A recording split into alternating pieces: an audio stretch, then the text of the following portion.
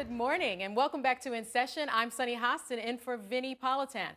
We've had several doctors testify in the Oregon versus Beagley trial, but none of them have done what Dr. David Vanderstein is about to do. Let's go back inside the courtroom. You're back with InSession. I'm Sunny Hostin in for Vinnie Politan. Neil Beagley was living the life of a normal teenage boy, going to the movies and restoring a classic car, when he suddenly got so sick, one of his aunts feared he would die. About 3 months later, that fear became a reality as Neil took his final breath in his grandmother's bed. Neil's parents say their 16-year-old son wanted to stay true to their religious convictions, which frowns on going to the doctor, so they prayed for his healing instead. Now Neil's parents are on trial for not making him get medical treatment. Let's go to the courtroom where a pediatric urologist is trying to give jurors a clear picture of the condition that took Neil's life. Will exist, and when today and made it get that big, in one day, yeah, that would hurt like crazy. But over a period of 9 months, it's normal. Dr. Vanderstein doing a great job explaining Neil Beagley's illness in layman's terms. I think he's a pretty good artist. But I know some of you probably still have some medical questions about this trial, so please send them my way. I'm about to talk to a doctor who specializes in treating kidney disorders, and I'll get you those answers. Email us at insession@cnn.com or leave your question on our Facebook page, facebook.com/InSession. For Vinnie Politan, we're on day 8 of Oregon versus Beagley. Jeff and Marcy Beagley are charged with criminally negligent homicide for not providing medical treatment for their son. Dr. David Vanderstein, a pediatric urologist, is on the stand this morning for the defense. We're going to continue his testimony in a moment, but let's rewind to the prosecution's case and the testimony of Dr. Edward Guillory.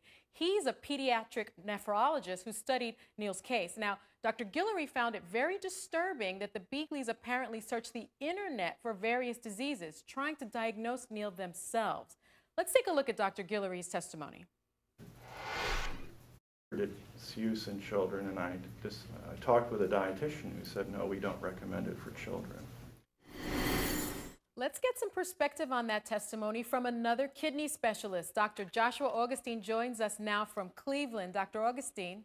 Yes. Thank you so much for joining us today. My pleasure. And I actually have questions myself. Most of our viewers don't know I was a premature baby, and I have a lot of bladder problems.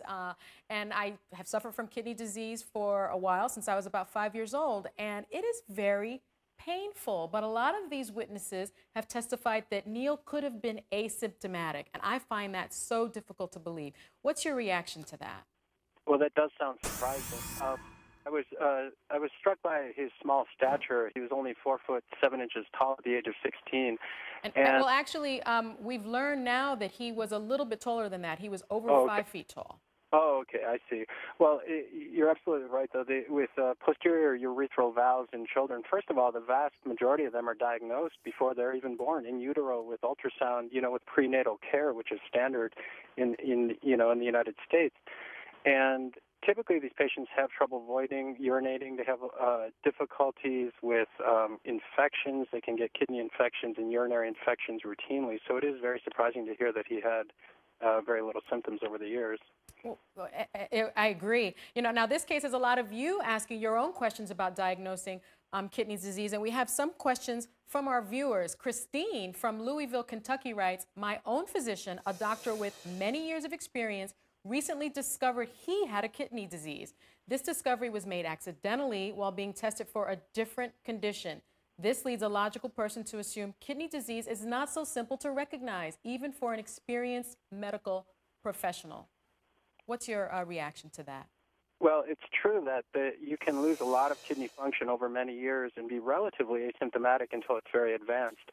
But one of the sad things in a case like this is that anyone doing blood tests, whether it's in a doctor's office or in the emergency room, standard blood test, the first thing that's drawn with a typical panel of labs involves blood tests for kidney function. And you would recognize typically with a blood test early on that someone has kidney failure. And of course, that was not done in this case. Well, doctor, would an average parent been able to sort of diagnose that their child was suffering from a kidney disease? Oh, no, absolutely not. I think again, by the time this patient became symptomatic, it was very advanced. But at that point, a simple blood test would have diagnosed it immediately. But I wouldn't expect someone without medical experience to recognize this. Well, Andrea from Greensboro, Bend, Vermont, wants to know, how high does your potassium need to be to cause death? Dr. Augustine, what's your answer to that?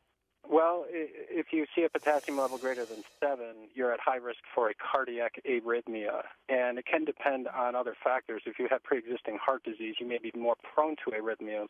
But we do get very concerned when we see potassiums over 7, for example.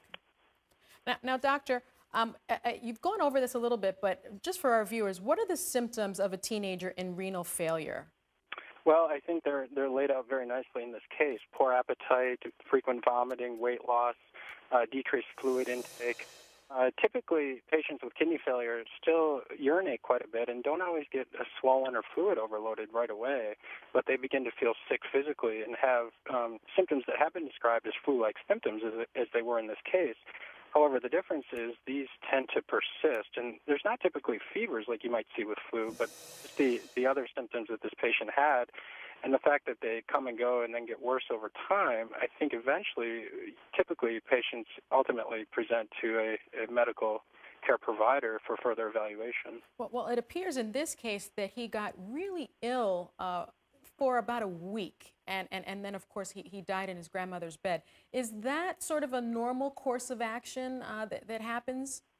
Well, typically we see patients, especially young patients, who present to the emergency room with these symptoms, and they have no pre-existing knowledge of any kidney problem until they get to the ER.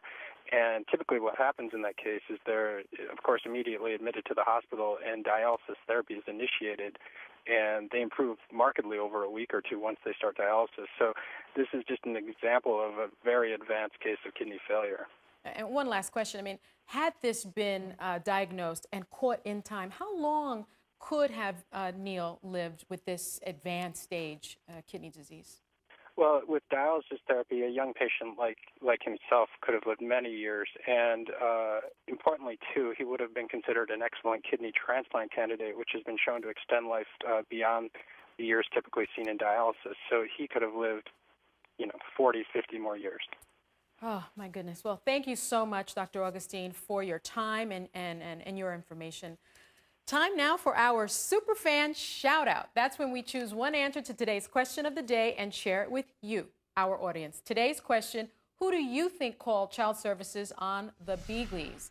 This morning, we recognized Superfan Darcy, who commented, I honestly think the mother called, hoping to get her child help without letting the father know, because of him being basically in charge of those decisions. Thank you, Darcy. We want to hear more from you. Visit our Facebook page where you can answer the question of the day, watch exclusive videos, and interact with other InSession superfans. And who knows, tomorrow you may just get your own Superfan Shout-Out. We'll be back.